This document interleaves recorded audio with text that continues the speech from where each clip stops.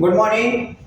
आज आपण 15.1 हा एक्सरसाइज आपण शिकणार आहोत. अत्यंत सोपा आणि सिंपल असा हा एक्सरसाइज आहे. Okay. 15.1 if the base of the parallelogram 18 centimetre आहे आणि हाईट आहे 11 सेंटीमीटर. ओके. आणि आपल्याला काय विचारलेलं आहे, तर आपल्याला एरिया विचारलेला आहे. काय विचारलेला आहे? एरिया. सर्वांनी अत्यंत मन लावून लक्ष द्या. क्लियर? तर आपल्याला काय आहे, एक फॉर्म्युला वापरायचा आहे. इथं आपण लिहून टाकू. सर्वात महत्त्वाचं की बेस किती आहे? बेस आहे 18 सेंटीमीटर आणि त्यानंतर तुमची जी हाईट आहे ती हाईट किती आहे? 11 सेंटीमीटर. क्लियर? आता आपल्याकडे फॉर्म्युला आहे एरिया ऑफ पॅराग्राफ. काय आहे आपल्याकडे सूत्र? Base into height. फॉर्म्युला काय? Base into height. आपल्याकडे बेस इंटू हाईट हा फॉर्म्युला आहे. मग आता आपला बेस किती आहे? 18 सेंटीमीटर.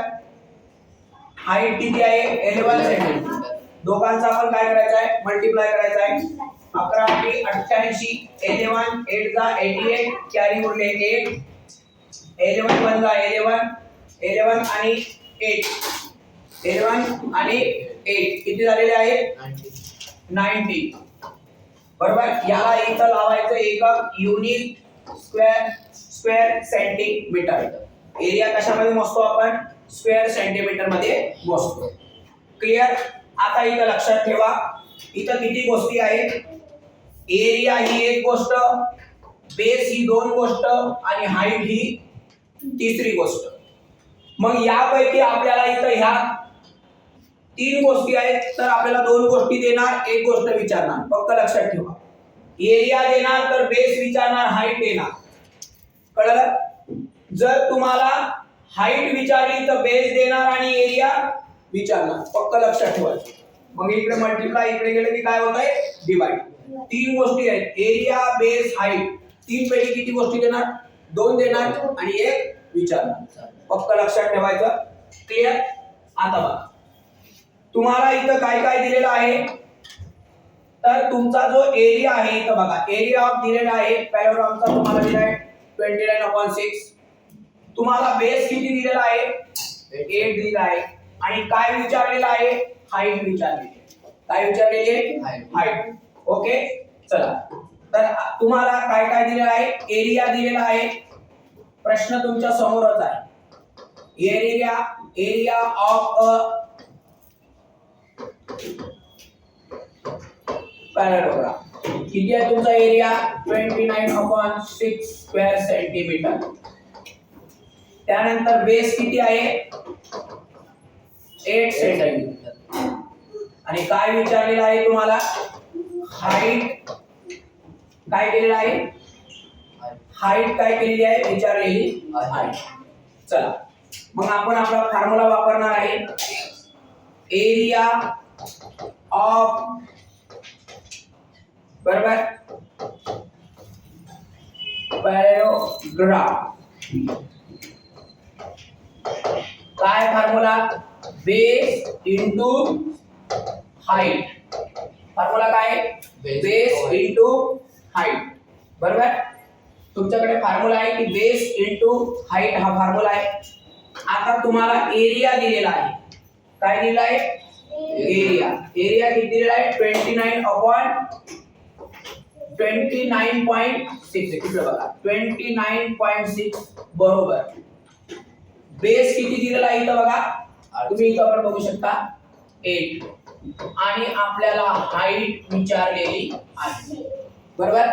आता हे इकडे मल्टिप्लाय, इकडे गेले की काय होणार आहे? डिवाइड. मी मगाच तुम्हाला सांगितलं की एरिया, बेस, हाईट. आपल्याकडे तीन गोष्टी आहेत, त्याच्यापैकी आपल्याला दोन गोष्टी देणार, तर आपल्याला त्यांनी काय विचारलेलं आहे? हाईट विचारली. मग बेसच्या ठिकाणी बेस, हाईट. हे इकडे मल्टिप्लाय, इकडे गेले की काय होणार आहे? डिवाइड. मग काय होणार आहे?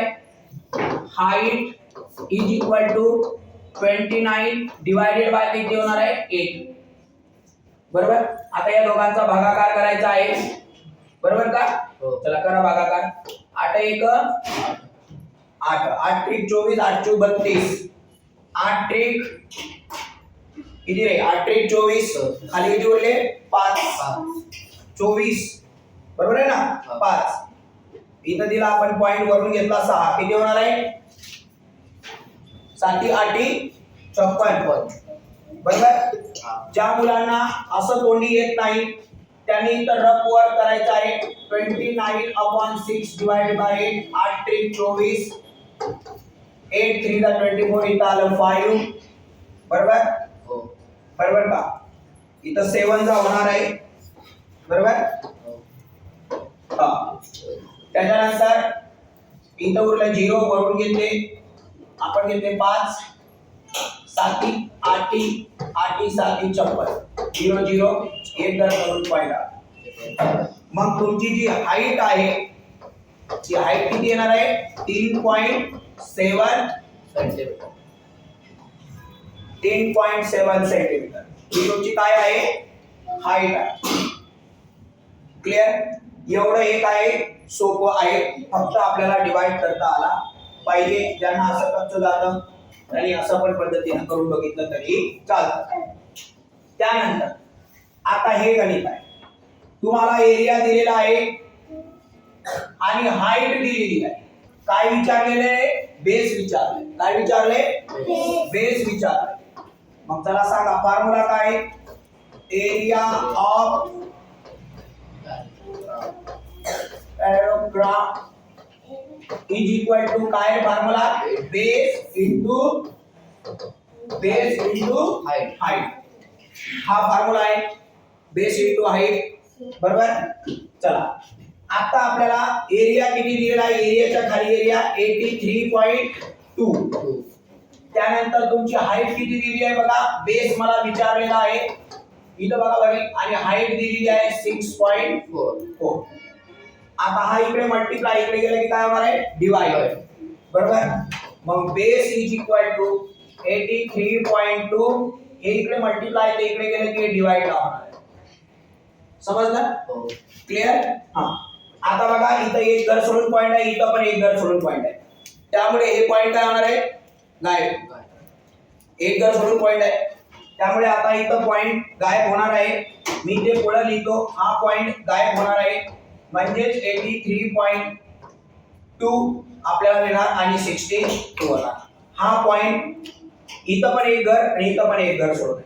इकडून मोजायचं नाही इकडून मोजायचं युनिट प्लेस पासून त्यामुळे हे काय होणार आहे कट होणार आहे हे नंबर होणार आता आपण याचा डिवाइड करणार आहे बरोबर चला आता मला सांगा 64च्या पाढ्याने याला भाग जातोय आता ज्या मुलांना 64चा पाढा पाडलाय ते डायरेक्ट करू शकतात ज्यांनी नाही डायरेक्ट केलं त्यांनी आपण डिव्हायजिबिलिटीचा वापर करून कसोटीचा वापर करून बाकी पाळे वगैरे यांचा वापर करून करू शकता याचा हाफ किती होणार 32 याचा हाफ 4 होणार 2 1 जा 2 होणार आणि बेस वर्ग 12 बरोबर 416 मी काय केलं बघा याचा हाफ केलं बरोबर आहे ना आता मी याचा हाफ करणार याचा हाफ किती होणार रे 16 होणार आणि याचा हाफ 416 चा हाफ किती होणार आहे 208 रुपये बरोबर आहे का नाही हा परत बघा मी याचा हाफ करणार किती रुपये होणार 8 याचा हाफ किती होणार आहे सांगा बरं 104 रुपये मी काहीच करत नाही फक्त हाफ करत गेलो पटकन उत्तर येते याचा हाफ किती होणार आहे 4 104 रुपयाचा हाफ किती रे 104 रुपयाचा हाफ किती 52 रुपये आता बघा माझ्याकडे आता लास्टला किती उरलेली आहे 52 डिवाइड बाय किती रे बेटा 4 आता मी याला भागू शकतो का नाही 4 1 4 आणि खाली उरला एक 4 ते 12 किती आलं रे माझं 13 सेंटीमीटर आणि मग माझा बेस किती होणार आहे 13 सेंटीमीटर किती होणार आहे 13 सेंटीमीटर हा बेस आहे काहीच नाही फक्त हाफ हाफ करत जायचं कळलं हाफ हाफ केलं असं का कारण टेबल जर पार्ट असेल तर ठीक आहे जर टेबल नसेल तर आपण त्याला काय करावं लागेल आपल्याला हाफ हाफ करावं लागणार आहे सर्वांनी मन लावून लक्ष द्यायचं आणि हे सोडवायचं अत्यंत सोपं आहे पॉइंट सेम करायचे क्लिअर ओके धन्यवाद